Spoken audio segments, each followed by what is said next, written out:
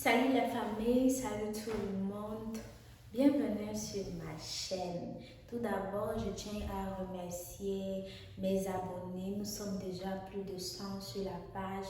Vraiment, merci énormément du soutien que vous m'apportez. S'il vous plaît, continuez à vous abonner. Sans vous, je ne peux pas réussir toute seule. Désolée. Sans vous, je ne peux pas réussir toute seule. Continuez à vous abonner, à liker, à partager les vidéos. Laissez des commentaires aussi. Ça fait vivre la page. Vraiment, merci encore. Avant tout, si c'est la première fois que tu me découvres, moi c'est Yvonne Ida, maman d'un petit garçon. Je partage sur ma chaîne mon quotidien. Maintenant, nous vivons au Canada. Je vais partager avec vous nos réalités du pays, comment on s'en sort, comment on aménage, comment les démarches se passent et tout. Et la cuisine, je vais partager aussi la cuisine, la déco, comment je vais décorer ma maison et tout aussi vraiment. Et donner aussi faire quelques vidéos comme ça en parler du Canada et tout. Donc si c'est la vidéo, si ça t'intéresse, n'hésite pas à t'abonner, liker et activer la cloche de notification pour ne rien rater. La vidéo tant attendue, comment nous avons fait pour immigrer au Canada, c'est ce que je m'apprête à vous expliquer en quelques mots dans cette vidéo. Avant, j'aimerais rappeler que je ne suis pas agent d'immigration. Je n'ai pas une société qui traite l'immigration. Je ne travaille pas dans le gouvernement canadien. Je suis juste une simple citoyenne, un simple individu qui a fait sa procédure, ça a marché et je tiens à partager cette expérience avec vous. Parlons de l'immigration au Canada. Avant de bien expliquer ce que c'est que Entrée Express, celle qu'on a opté, mon mari et moi, je tiens d'abord par éliminer certains détails. Si toi qui me regardes, tu n'as que le bac, la procédure que je m'apprête à t'expliquer ne te concerne pas. La procédure concerne que des gens qui ont des diplômes universitaires et minimum 1 an d'expérience professionnelle. Donc, je t'invite à aller sur le site d'Immigration Canada, à prendre tous les renseignements qu'il faut et voir la procédure qui s'adapte à ton profil. Donc, j'ai tout noté sur mon PC et je vais prendre la peine de lire pour pas me répéter, pour pas m'emballer dans ce que je dis. Pour immigrer au Canada, il y a 2 grandes procédures. On a ARIMA pour la province du Québec. Ça ne concerne que la province du Québec. Quand tu passes par ARIMA, c'est pour aller au Québec. On a Entrée Express pour l'ensemble des autres provinces. On va parler plus de Entrée Express parce que c'est cette procédure que nous avons faite pour arriver au Canada. Dans Entrée Express, il y a plusieurs programmes. Dans Entrée Express aussi, il y a plusieurs programmes. C'est une procédure, mais il y a plusieurs programmes. On a le programme des travailleurs qualifiés. On a le programme PNP, Province Nominated Program. C'est les provinces qui sélectionnent les candidats. On a le programme CEC, Canadian Experience Class. Pour les gens qui ont l'expérience canadienne, tu es venu au Canada, tu as travaillé et puis tu veux avoir la résidence, tu veux être un résident permanent, tu fais ta demande via Entrée Express. Les principaux critères pour la procédure Entrée Express sont basés sur l'éducation, donc ton niveau d'études universitaires, je tiens encore à le dire, ton niveau d'études universitaires, bac plus et ton niveau d'études, tu dois faire l'équivalent de tes diplômes. On a l'expérience professionnelle et ton résultat au test de langue. Il y a aussi l'âge qui intervient, et etc. Il y a plusieurs autres critères qui s'ajoutent à cette liste. Et l'ensemble de ces critères donne droit à un nombre de points qui te permet d'entrer dans le bassin entrée express. Vous allez me demander qu'est-ce que c'est que le bassin entrée express.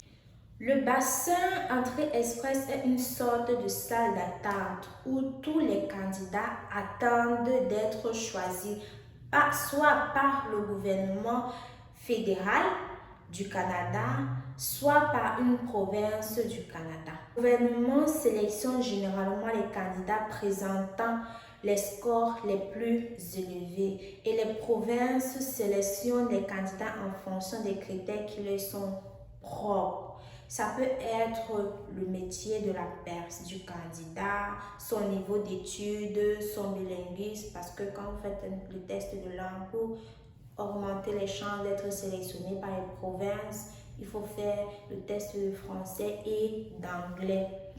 Pour connaître les critères de sélection de chaque province, il faut se rendre sur leur site officiel. Donc, vous partez sur le site de chaque province, vous allez voir les critères, leurs critères de sélection pour leurs candidats. Je tiens aussi à rappeler que pour créer son profil, il faut un minimum de points avant d'entrer et avant de créer son profil. Il y a la possibilité de faire une simulation. Je vais mettre dans la barre de description le lien qui vous permettra de faire une simulation pour voir si vous êtes éligible ou si vous avez un minimum de points. La durée de vie dans le bassin est de 2 ans.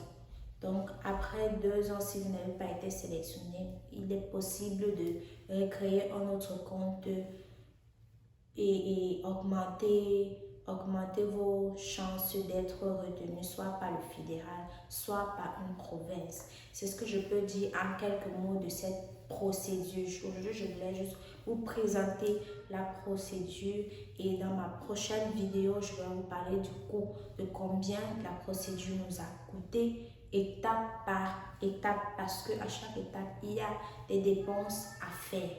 Donc, je vous invite à rester connecté sur ma page pour ne rien rater des autres vidéos qui parleront d'immigration canadienne. Si j'ai un petit conseil à vous donner par rapport à la procédure, c'est que avant de vous lancer, s'il vous plaît, soyez sûr que votre profil corresponde à la procédure. Parce qu'avant même d'entrer dans le bassin, il faut faire des dépenses.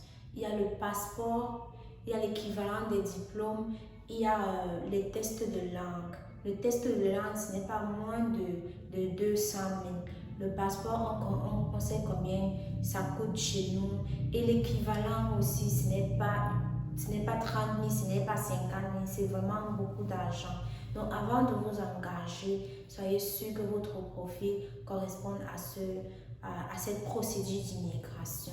Et si ce n'est pas le cas, vous ne paniquez pas. Allez sur le site officiel que je vais mettre toujours en bas de description et lisez chaque étape. Prenez le temps. Vraiment, ça a pris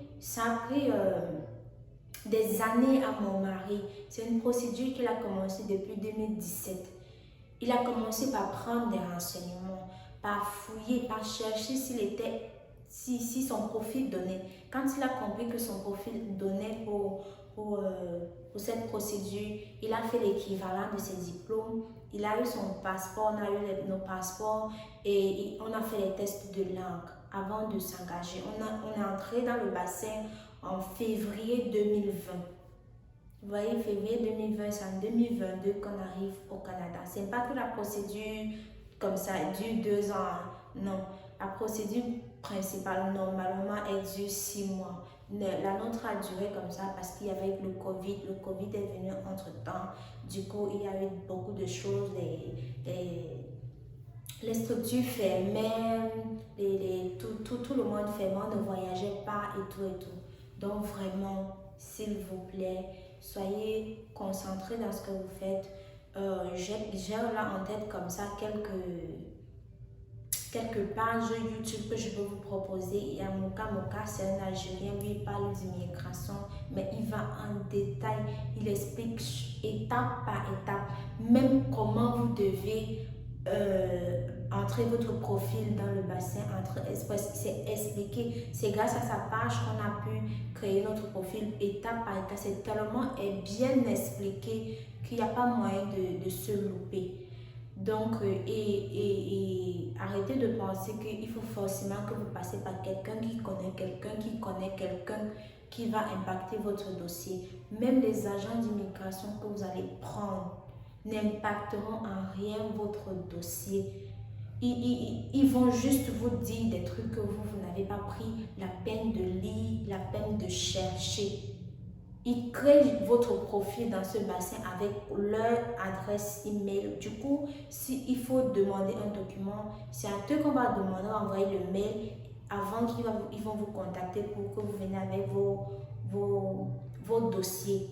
Mais ce n'est pas en passant par eux qu'on va vous donner le visa en moins de 2 mois, en moins de... Non, il n'impacte en rien.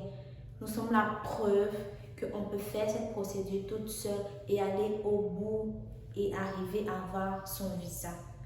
Je vais souvent faire des vidéos qui vont parler de cette procédure d'immigration. Donc, merci encore d'avoir visionné jusqu'à la fin. Merci d'être resté jusqu'à la fin. N'oubliez pas de subscribe, de souscrire à la chaîne, vous abonner et liker la page. Et j'attends vos commentaires, vos questions. C'est mieux de les poser là comme ça quand je réponds à tout le monde à la fois. Donc sur ce, à la prochaine vidéo. Bye bye.